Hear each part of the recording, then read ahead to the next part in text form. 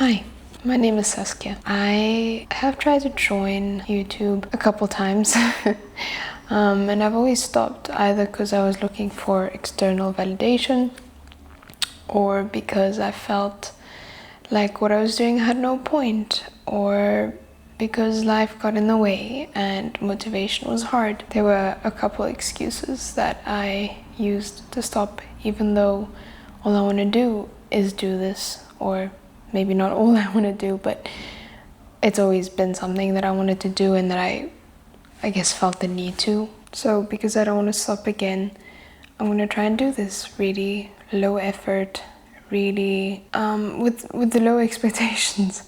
I don't want to feel like I have to perform. I'm going to make sure that I try not to perform. I don't want to try and keep up with trends unless they genuinely sound fun and they genuinely are something that I want to do.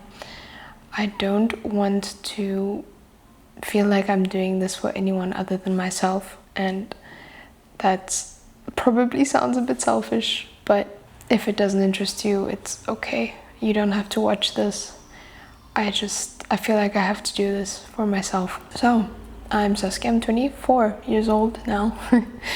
And I love reading, and that is what I primarily want to talk about here, but I also just want to, I guess, share my life a little bit, maybe have it be something that I can look back on a little bit. I don't want to share my whole life. I don't want to vlog every single second of it. I want to talk to my camera like it's my friend. I don't know if that makes any sense, but there's a couple things I want to try, a couple things that do happen in my life that I like sharing, and I need to remind myself that I don't need to find a reason to share something. Something doesn't need to feel valuable in my mind for me to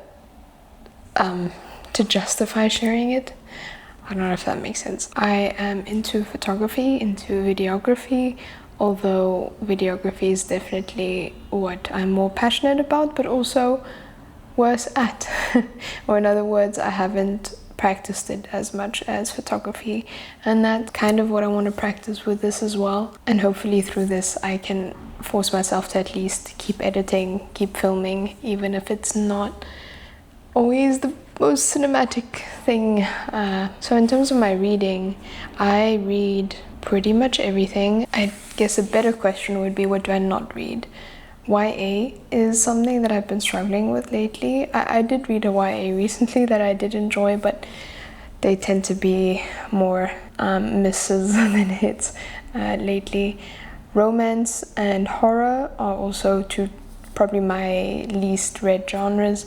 Romance just because it needs to be really good for me to enjoy it, or I need to be in a very specific mood. And horror, I just struggle to read. Sometimes I struggle with the subject matter or the gore or the, just the horrific stuff that horror discusses, I guess. So I've got my laptop over here to kind of help me out, remind me what I wanted to talk about, and remind me what books I wanted to mention as well, so that you can get to know that about me. A little side note, I kind of live all over the place.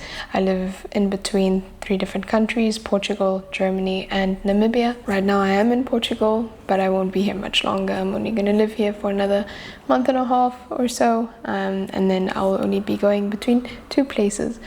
That said, the reason I'm sharing that is because that means that my books are a little bit spread out all over the world right now. I have maybe a third of my collection, or maybe a fourth of my collection here with me in Lisbon, and I have a little batch in Germany, and then the majority of my collection is sitting in Namibia right now. So a lot of these books I do own physically, but I don't have them here with me in Portugal because I have mostly my unread books in Portugal, because I didn't want to drag around books that I had read to a place that I knew I wasn't going to stay forever. So if I mention a book that I use a picture of, I either own it physically and don't have it, or I have it on my Kobo, or I listen to it as an audiobook. If I had to describe my taste to you in 5 books, they would be, first things first, The Waves by Virginia Woolf. I understand why not everyone loves this, but The Waves is a 6-star, 7-star, 10-star book for me. It meant so much to me when I read it. It was the first book I had encountered that described certain emotions or experiences that I experienced myself that I had, like I said, never read in another book before. Then I would say The Mountains Sing by, pronouncing the author's name is a bit hard. I don't know how to say it properly. I'm gonna try and say it's Nguyen Van Quê Mai. Probably wrong, I probably got the tone off as well. But The Mountains Sing is one of my all-time favorite books as well. This is the book that made me realize how much I loved following generations of people within the same book. Then we have Notes on an Execution by Dania Kukafka. This book blew my mind at the time that I read it. This was also a 6-star book. I actually read it when I was sick, funnily enough, which, looking back now, knowing what the story is about and having read the book, I would not recommend someone reading it when they're sick, but I read it while I was sick, and it just, honestly, in my opinion, one of the best books ever. For the last 2 slots, I actually have 4 books that are fighting for that slot. For the 1 slot, 2 books that are fighting for that slot are actually in the same series, which is 2 books in the African Trilogy series by Chinua Achebe. The 2 books that do fight for that position are Things Fall Apart and Arrow of God. Things Fall Apart I read quite a few years ago. I don't remember when, but I loved it so much. And then very recently I read Arrow of God. I'm not sure right now if I might have actually read it this month. Was it this month or last month? Anyways, very recently, and I loved it as well. Most people, I think, would agree with me that Things Fall Apart is a great book. And then I saw a couple people actually preferring No Longer at Ease over Arrow of God, but in my opinion, Arrow of God was superior. It was simply fascinating, and it was slow, but it was so well done, and I really liked all 3, but especially book 1 and 3 of this trilogy, and I cannot wait to read more of Chinua Achebe. I have, what is that book called? I think Anthills of the Savannah by him, and again, don't have it with me right now, it's in Namibia, but I cannot wait to read it. This is an edition I found in South Africa, and it's very pretty. I prefer it without the dust jacket. It's not even like it's very fancy, but it just looks more classy. I have this weird fear though of what happens if you throw away a dust jacket. Like, is that a smart thing to do or not? If you are watching this, let me know. Do you throw away your dust jackets? Because I find often hardcovers are prettier without dust jackets. Also, this is probably one of my only hardcover books I own. I am a big paperback fan. I really dislike hardcover, unless they're small. That's like small hardcovers I'm okay with. I really do not like big ass books. I like these cute little ones or pocket-sized ones. So the 2 books who are fighting for the final slot in this is my taste in 5 books, are Warbreaker by Brandon Sanderson and The Pomegranate Gate by Ariel Kaplan. So I can't decide which one I prefer most right now and which one describes my taste the most right now. I loved both books. Warbreaker I read last year, and I think I loved it so much as well because it pulled me out of a fantasy slump I was in. I hadn't read fantasy for months, and Warbreaker just reminded me why fantasy always used to be my main genre. I loved it, and I really hope that we get a sequel one day, but I don't know if we will or not. And then the other book that could maybe also take that spot would be The Pomegranate Gate by Ariel Kaplan, and I actually read this a couple weeks ago. This is the first in a trilogy.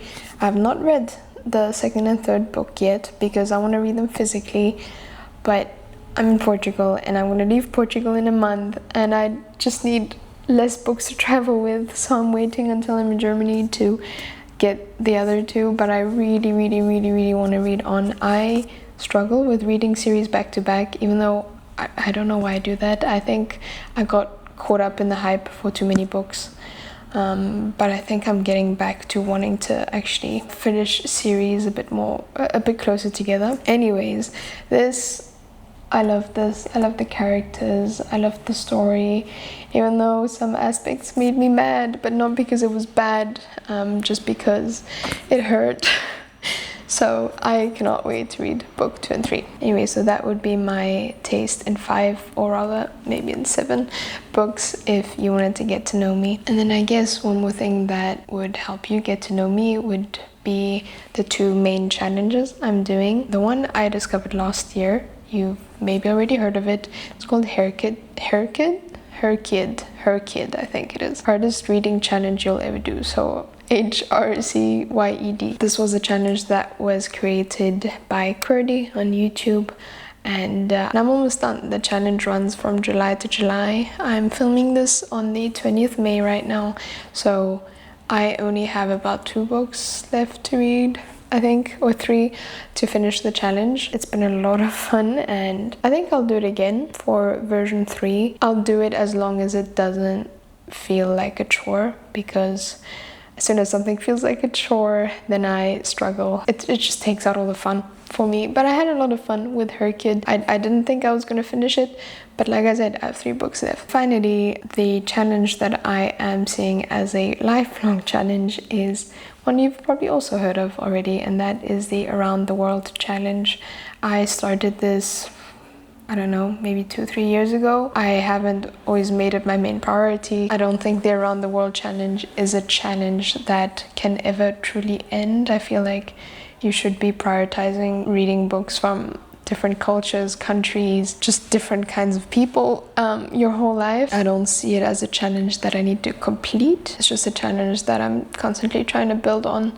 Of course, I would like to complete it in the sense that I've ticked off at least 1 book from every country, but I think even if I do one day achieve that, that's not gonna be the end of my Around the World journey, because there are so many insane books that are not just from the US or from England, you know? Obviously, I read most of these in translation. I've also in the past read a lot of these books in translation, or translated into English, even though I speak the original language and can read it and would have been able to read the book in its original language. And that's something I also want to stop doing. I want to be also more aware of what language the book is translated from, because it's happened a couple times now that I've read a book, enjoyed it, and then I'd always known that it was translated, but I only look at what language it was translated from afterwards, and then I realized like, oh, I just could have read this in its original form as well. So that's something I want to work on. So I thought I'd share with you kind of my progress that I've had so far, and I'm also very happy to do more in-depth videos about all of this. Just let me know what you're interested in. I'll just take it one step at a time.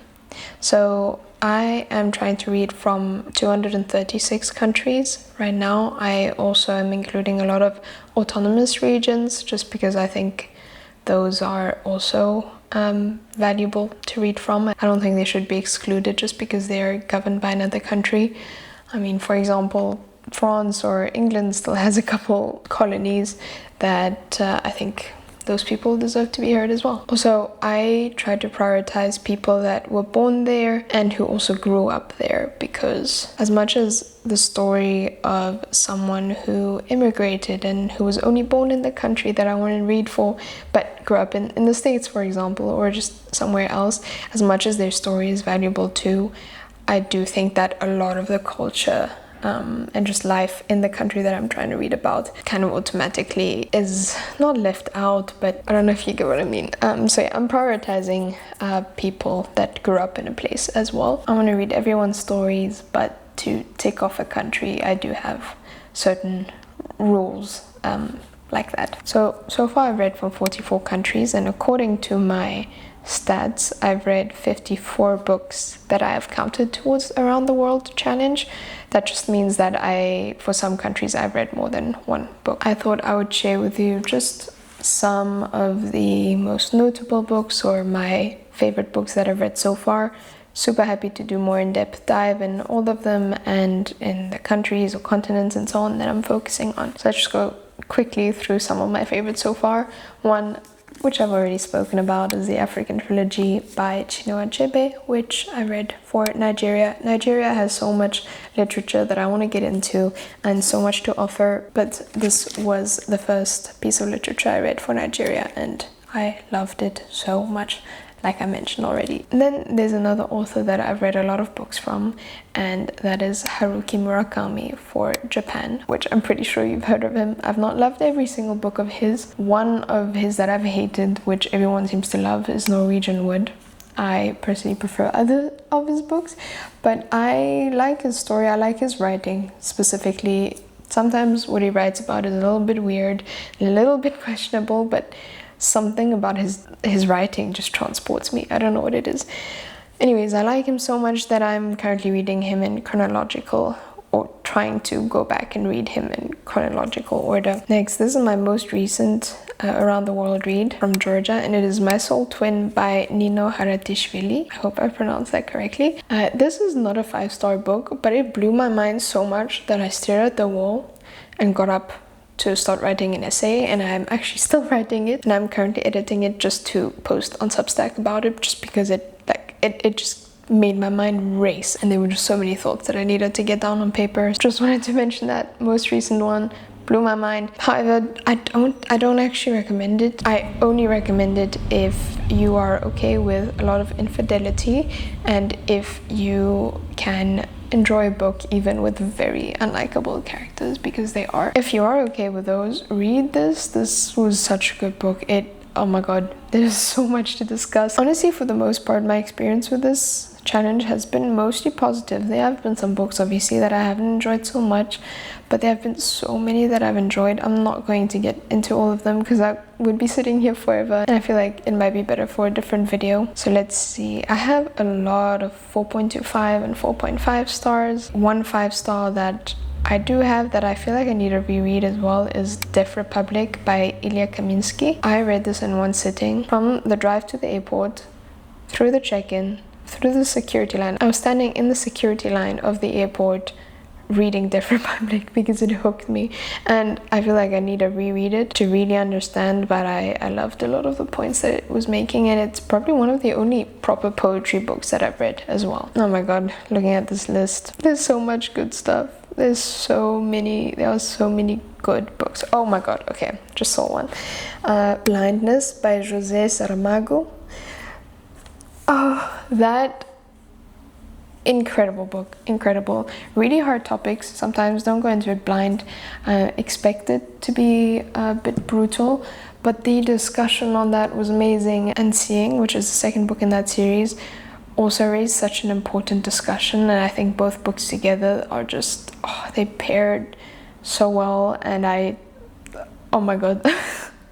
I need to read more Saramago, but I don't know where to go from here. But I loved Blindness and Seeing, and I'd be so keen to reread them. Next is a book that I gave 4 stars to. It's actually a short story collection, which I don't tend to enjoy, but I do want to mention it because I don't actually think a lot of people know about it, at least not from what I've seen. If you know about it, good for you. But it is a book from North Korea, which is the accusation by Bundy. And I find this so important because Bundy is one of the only, I'm not sure right now, known living author in North Korea that is illegally writing them and getting them out into the world. So I just think this is important to know of, especially because I've seen a lot of non-fiction about North Korea, but not a lot of fiction, and especially a fiction that came literally straight out of North Korea. Definitely check it out. Now let me keep going down my list. There are so many good books. Oh my god. I don't even know what to mention, what not to mention. There's so many, but I think I'm going to stop here. I'm only going to mention one more book, and that is Season of Migration to the North by Tayeb Salih. I just want to mention this because I thought it was good, and it sucked me in, and it was brutal, but I still feel like I need to discuss it more. You know, when you've read a book and you're like, that was profound. I need to think about it. I need someone to discuss it with me. I need someone to jog my brain. Does that make sense? This was super easy, super quick to read, and if you have read this book, please talk to me about what you took from it, what you felt like you learned from it, or what you felt like this was about, because I've seen a lot of conflicting opinions on the book. Some people love it, some people hate it, and it's also said to be the most important Arab novel of the 20th century. And this is a book that I read for Sudan also very recently. Anyways, so this is kind of my introduction to myself. I have a lot more to talk about, a lot more to share, a lot more about my life that I don't mind talking about and sharing. So I think this is it for today. I just wanted to do a short little introduction, even though I don't think it's that short, to my reading and to me. I just wanted to make it more sit down, more chill in general. I just want everything here to just be chill because I don't want to be overwhelmed by it. I don't want to let my imposter syndrome get the best of me, at least not too quickly. Anyways, I will see you another day, and if you stayed till the end, thank you.